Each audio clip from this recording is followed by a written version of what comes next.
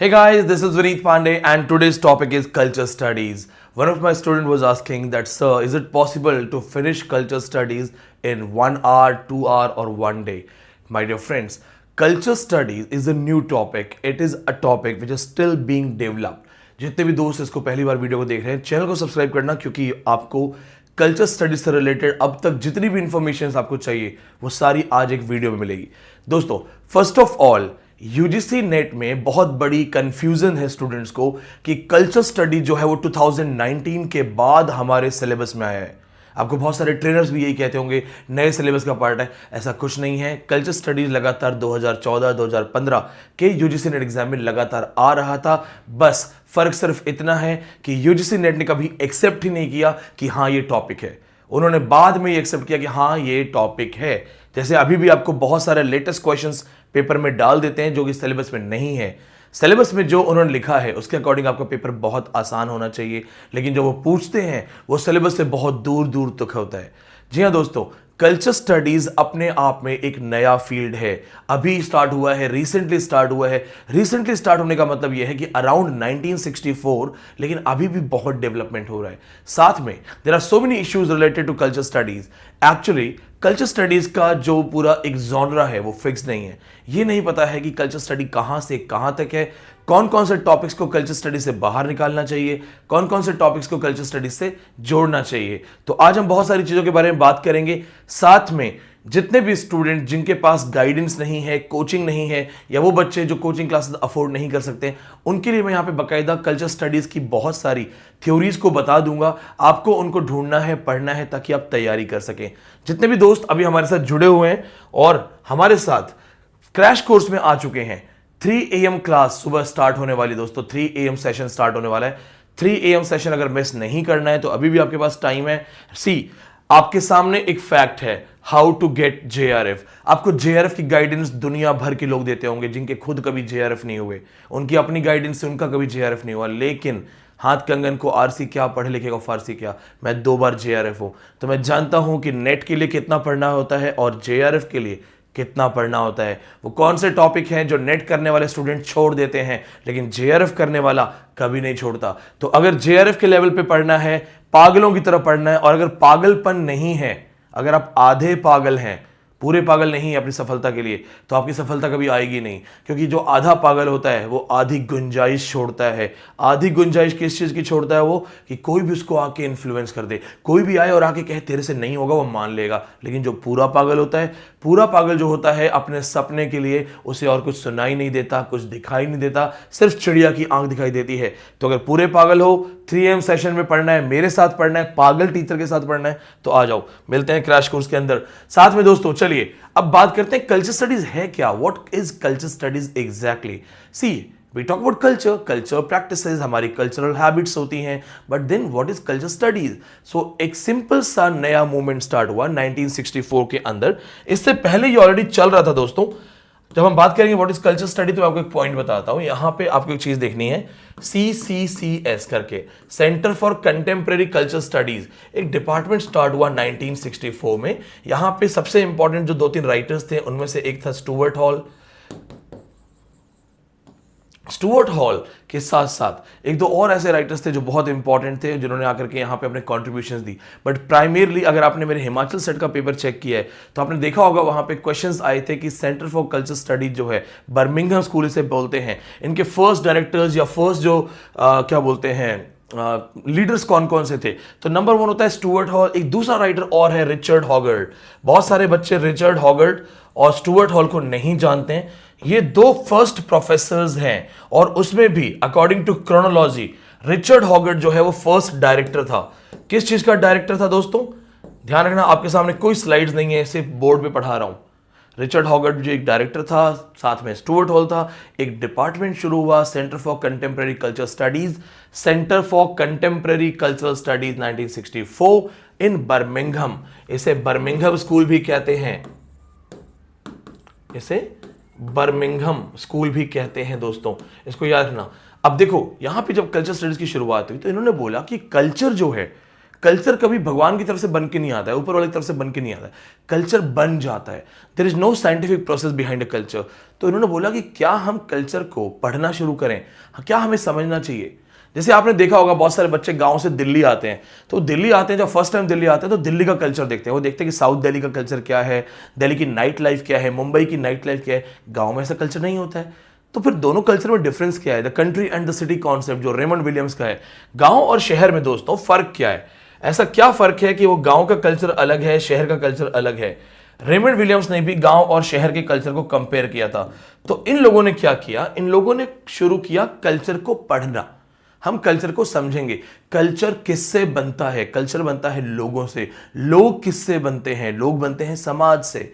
समाज को भी लोग बनाते हैं और समाज से ही लोग बनते हैं, एक सर्कुलर प्रोसेस होता है। और समाज में लोगों को कैसे बनाया जाता है, सामाजिक जो रेगुलेशंस होती हैं, रूल्स होते हैं, वो लोगों के दिमाग में डाले जाते हैं, लोग उसके अकॉर्डिंग बिहेव करते हैं। For example, if I am a teacher and I am a good citizen, मुझे किसने बनाया टीचर और किसने बनाया गुड सिटीजन, मेरे समाज ने।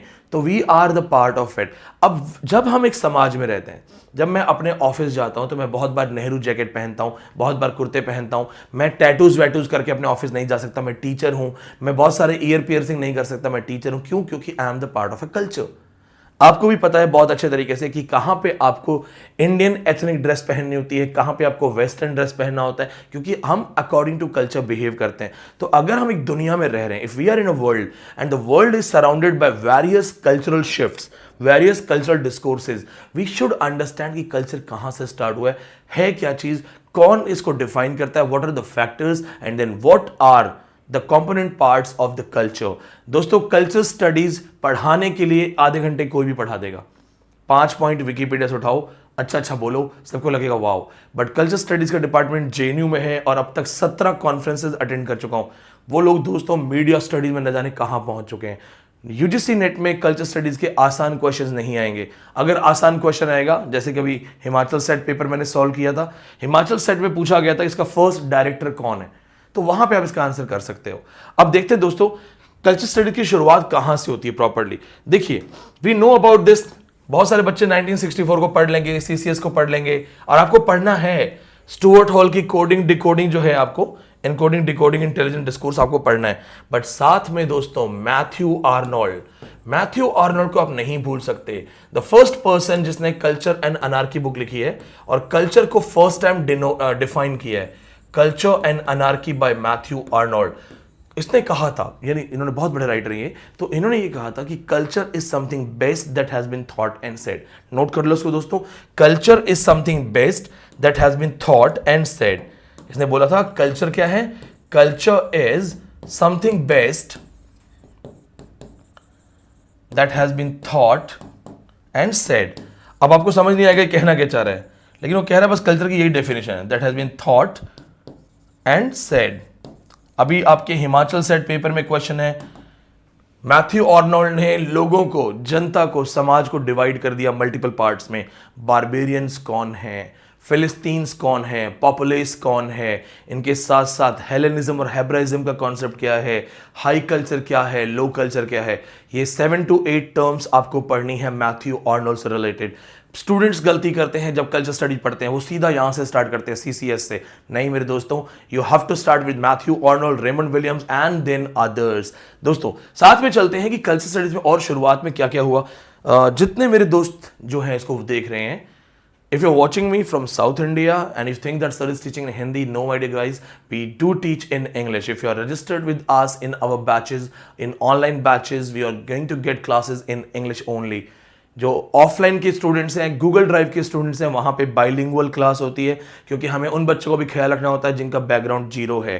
क्रैश कोर्स में बाइलिंगुअल क्लास इसलिए होगी क्योंकि लास्ट मिनट है, we have to help everybody, right? So if you think that sir is teaching only in Hindi, so I have to switch to some South Indian teacher, no, you can be the part of the classes, you will get each and everything in English. I have taught in University of Delhi for 3 years, so there is no problem related to language or my explanations related to it, right? Now let's go for the next point here. The next point we have is, and please don't forget to subscribe. आपके सामने subscribe का button है, knowledge मिलेगा तो subscribe करना, ठीक है दोस्तों। Translation theories and multiculturalism. अब क्या हुआ कि भाई हम दुनिया का कल्चर पढ़ें, मुझे क्या लेना देना है, रशियन कल्चर क्या है, जर्मन कल्चर क्या है, फ्रेंच कल्चर क्या है।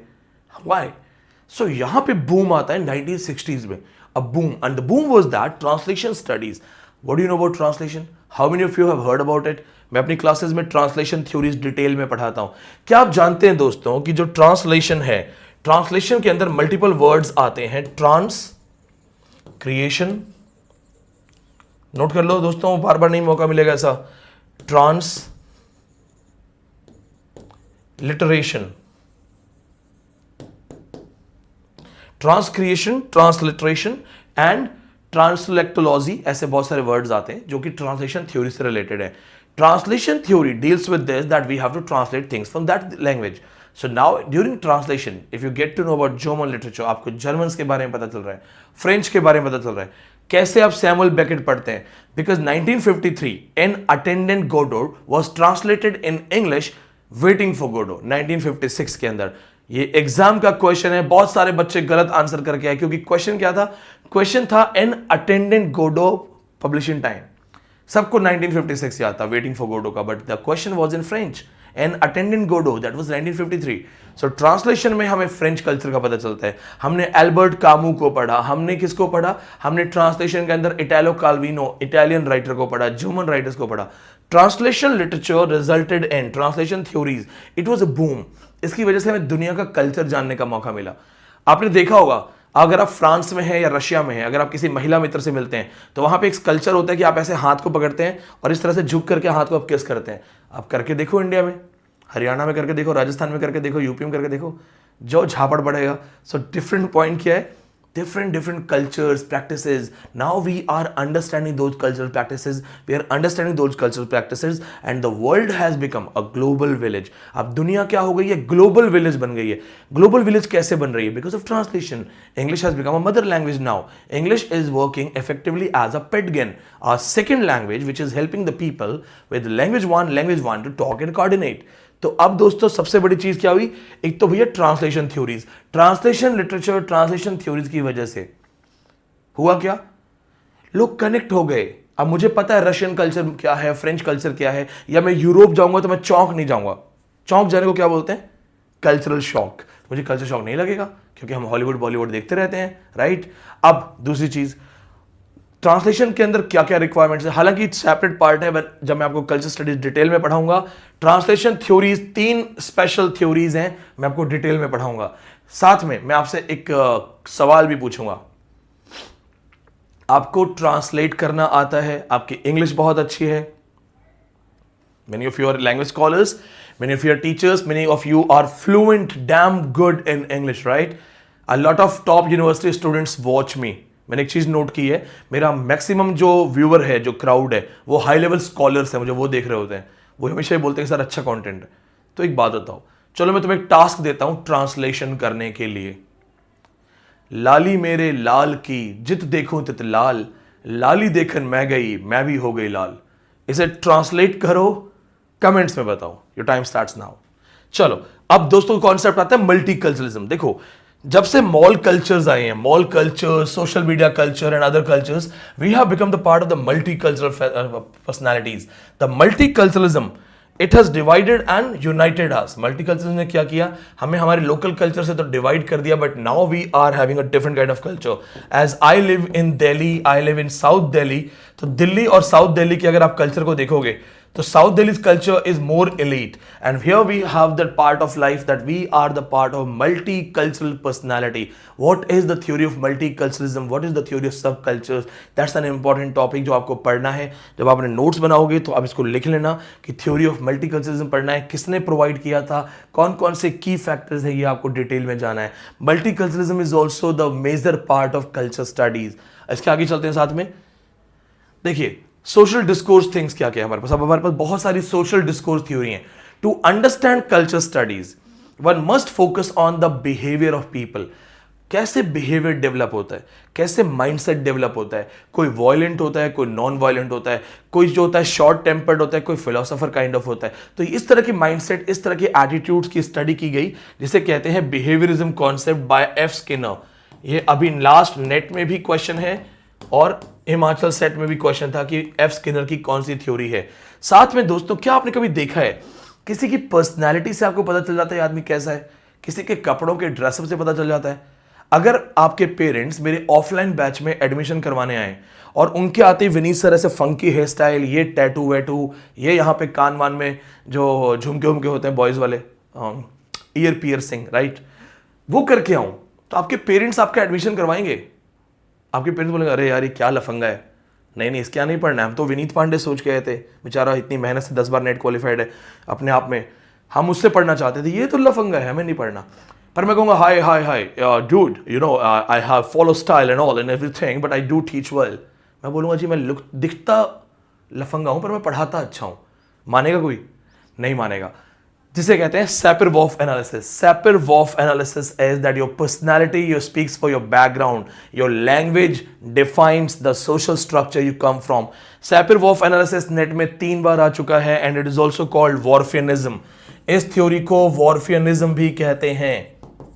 इस थ्योरी को Whorfianism भी कहा जाता है। With this name, this has also been asked in exam, so please remember this. ये भी आपको पढ़ना है दोस्तों। कल्चर स्टडीज मैं जो पढ़ाऊंगा मैं दिल्ली यूनिवर्सिटी और जेएनयू के लेवल पे पढ़ाऊंगा, मैं उससे नीचे लेवल पे, हल्के लेवल पे नहीं पढ़ा सकता। 15 मिनट के लेक्चर के लिए कोई भी विकिपीडिया से टाइम पास कर सकता है, मुझे वो टाइम पास नहीं करना। रीड Sapir-Whorf एनालिसिस, एडवर्ड सैपिर, और वॉफ का मुझे पूरा नाम याद नहीं आ रहा है, एडवर्ड सैपिर एंड मिस्टर वॉफ है, वॉफ करके तो पढ़ लेना, ठीक है, इसको पढ़ लो। Then anti positivism, Max Weber का कॉन्सेप्ट है, लास्ट टू लास्ट नेट में क्वेश्चन था। Max Weber give the idea of positivism, anti positivism, हमेशा बी पॉजिटिव, पॉजिटिव रहो, come on be positive. Who give the idea of positivism? Human life में positivism बहुत important है। Robert Browning is called the most optimistic poet. Robert Browning's Pippa pass is one of the finest work of Victorian literature where there is a beautiful line, God is in his heaven and all is right with the world. That positivism actually was given by Auguste Comte, father of positivism. Father of positivism. Auguste Comte. C-O-M-T-E. Auguste Comte. Father of positivism. But then, culture is never dependent on one side of the coin.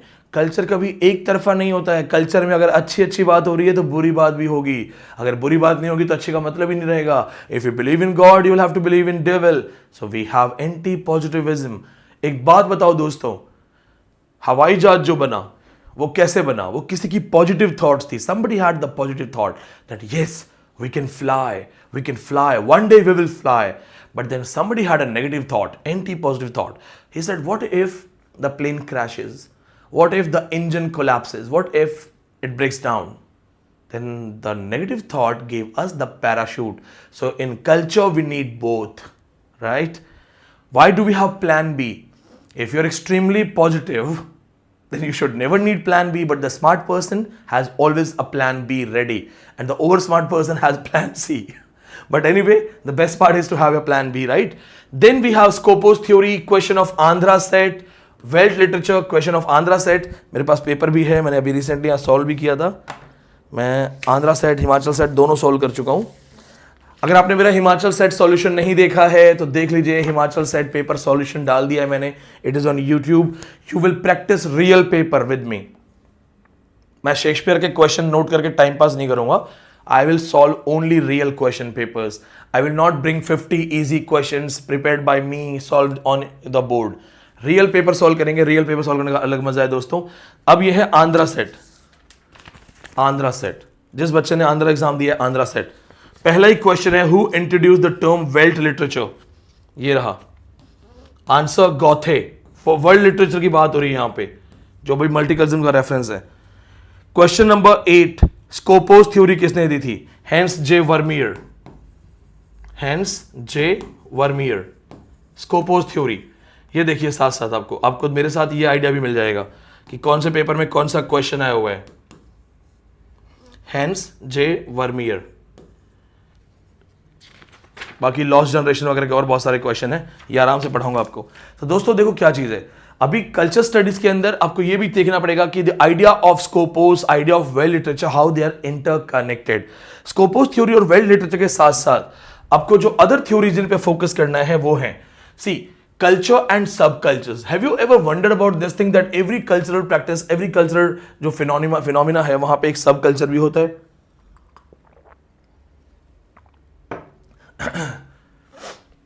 आपने देखा MNC culture, MNC multinational companies, MNC culture, army school cultures, MBBS जो colleges हैं या engineering colleges, boarding school culture, they are सब cultures, small cultures, coffee culture, club culture, pub culture, they are all subculture, they are the part of it.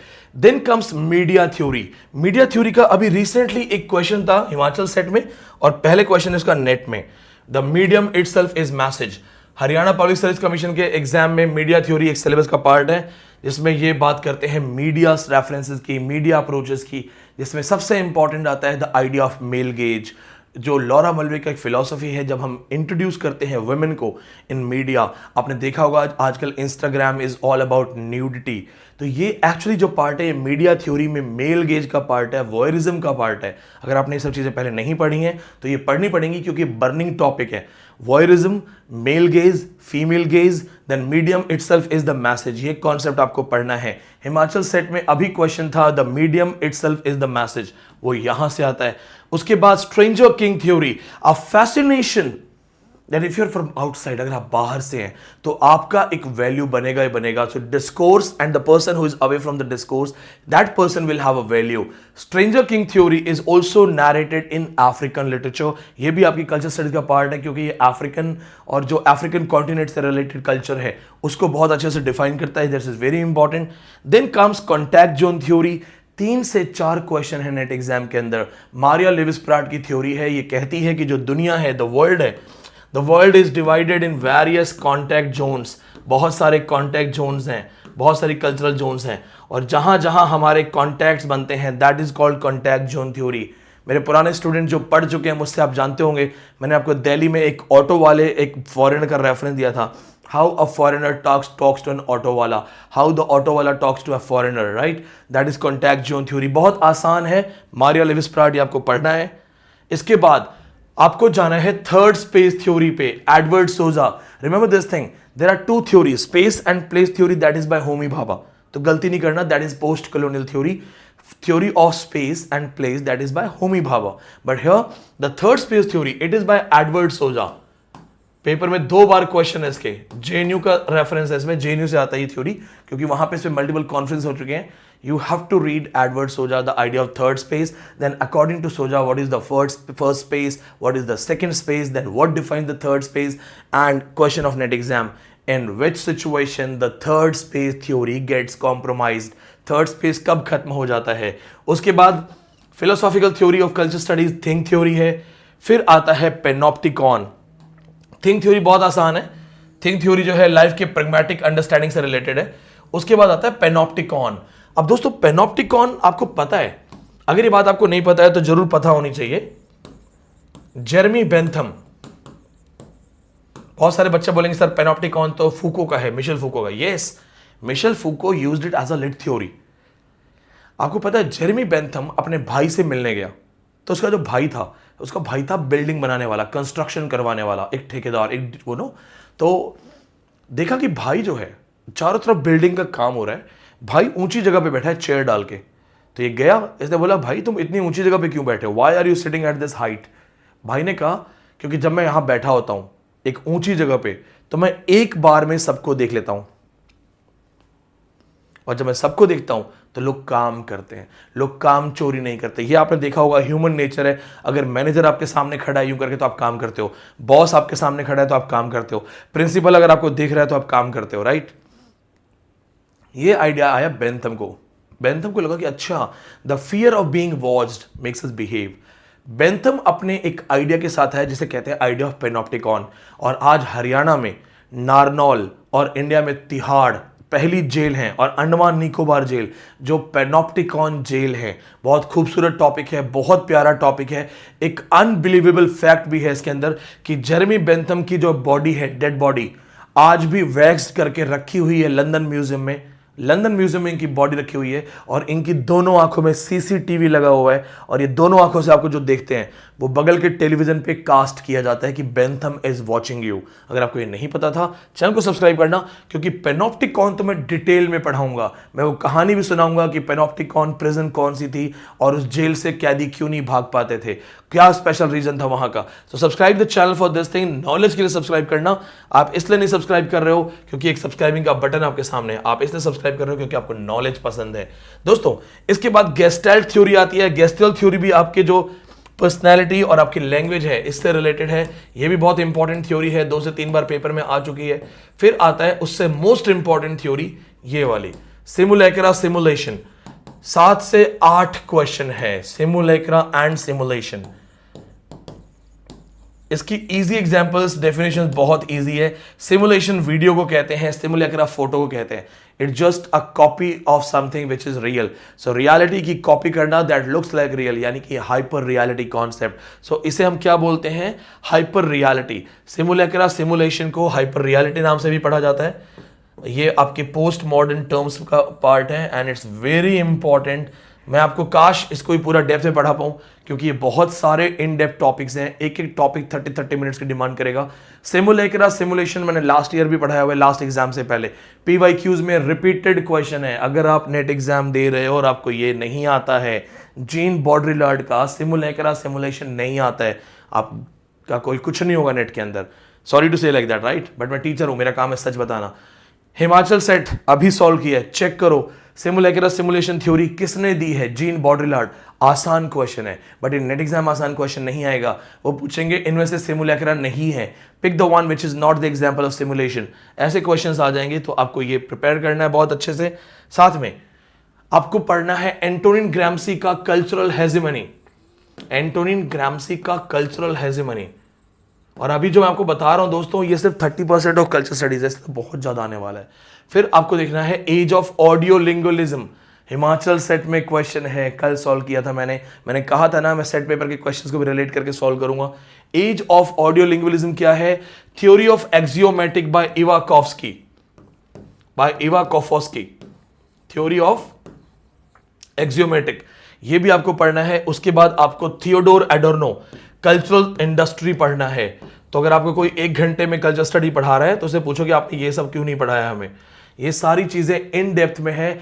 अगर literary theory के कोई भी teacher से कोई भी अगर आपको 1 घंटे में पढ़ाता है, 1 घंटे में सब कुछ, इसका मतलब वो आपको सिर्फ एंगेजमेंट के लिए बेवकूफ बना रहा है। 1 घंटे में थ्योरी कभी खत्म हो ही नहीं सकती। 1 घंटे में तो मतलब इंट्रोडक्शन खत्म नहीं हो सकता। अब दोस्तों दोबारा से देख लो, आपके भी मन में सवाल हो गए, सारी थ्योरीज हमें पढ़नी है, इन डिटेल पढ़नी है। 3 AM क्लब स्टार्ट होने वाला है। मैं ये सारी थ्योरी जो मैंने यहाँ मेंशन की है ऑन बोर्ड, ये सारी अपने स्टूडेंट्स को प्रिपेयर करवाऊंगा। जो भी बच्चे क्रैश कोर्स का पार्ट बनना चाहते हैं, अभी भी आप क्रैश कोर्स का पार्ट बन सकते हैं, आप हमें ज्वाइन कर सकते हैं। साथ में जो स्टूडेंट्स मुझे पहली बार देख रहे हैं, जो मुझे नहीं जानते हैं, अगर आप मेरे बारे में जानना चाहते हैं तो आप इसको ध्यान से नोट कर लीजिए। ये मेरा नंबर है, आप मुझे इस नंबर पर व्हाट्सएप कीजिएगा। मैं कॉल्स अवॉइड करता हूँ, कॉल नहीं लेता हूँ मैं, प्लीज व्हाट्सएप कीजिएगा। मैं अपने नॉलेज, अपने एक्सपीरियंस के बेस पे आपको भी क्वालिफाई करवा सकता हूं। Last batch India topper Sukirti offline batch से है 71.33%। उस लेवल के अगर रिकॉर्ड पे आपको जाना है तो we can prepare together, we can work hard together. साथ में जिन बच्चों की वर्किंग कंडीशंस हैं और जो जॉब में हैं, जिन्हें बने बनाए नोट्स चाहिए, तो ये मेरे सेल्फ मेड नोट्स हैं। अगर आप चाहें कि विनीत सर ने जो खुद नोट्स बनाए हैं, विनीत सर जो अपनी रिवीजन के लिए खुद पढ़ते हैं, वो हमें मिले, तो ये सब आप डायरेक्ट ऑर्डर कर सकते हो। 15 बुकलेट्स हैं, देखिए, British history, American, German, world literature, Indian writings, literary theory, फिर इनमें यहाँ पे लैंग्वेज, इंग्लिश और कल्चर स्टडीज आएगा, वर्ल्ड क्लासिक, फिर British history 2 special book, complete unit of paper 1, फिर वर्ल्ड लिटरेचर पोइट्रीज, फिर कल्चर स्टडीज, फिर वर्ल्ड क्लासिक्स, फिर कल्चर स्टडीज लिटरेरी क्रिटिसिज्म। यानी एक्सक्लूसिवली सेलेक्टिव जो बुक्स हैं, आप देख रहे होंगे 1-2 बुक्स दोबारा रिपीट की हुई हैं, क्योंकि उनमें कंटेंट ज़्यादा है, उनमें और एडवांस चीज़ें आती हैं। साथ में जो सेट एग्जाम पेपर हम सॉल्व करवा रहे हैं, Himachal set, Andhra set, previous years के जितने भी सेट पेपर्स हैं, उसका एक कलेक्शन है, previous year set question paper book. ये बुक आपको फ्री ऑफ कॉस्ट रहेगी, यानी टोटल 15 बुक्स का सेट मिलेगा।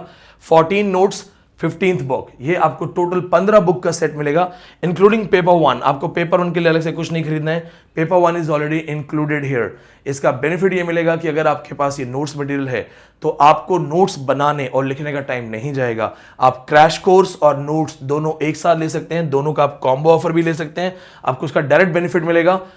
क्रैश कोर्स 4000 का है और नोट्स अभी 13,500 के हैं।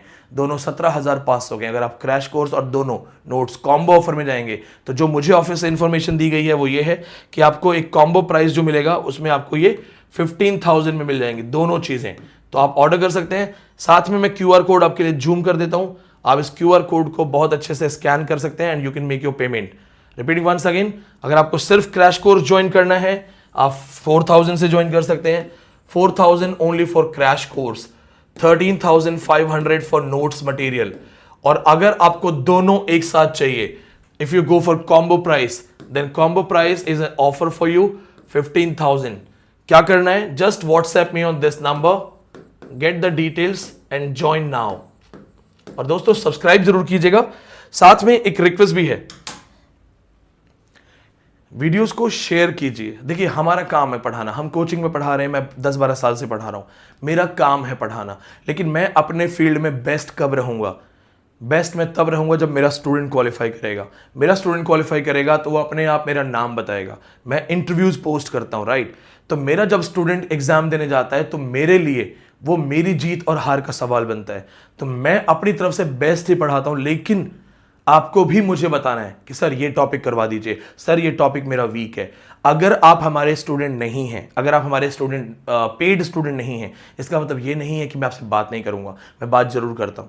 तो कोशिश कीजिए कि मुझे व्हाट्सअप कीजिए। आप ये भी पूछ सकते हैं कि सर अगर मुझे बिना कोचिंग पढ़ना है तो मैं क्या क्या पढ़ूं, मैं वो भी आपकी हेल्प करूंगा। हालांकि आसान नहीं होता है, लेकिन ऐसा नहीं है कि बिना कोचिंग नेट नहीं होता।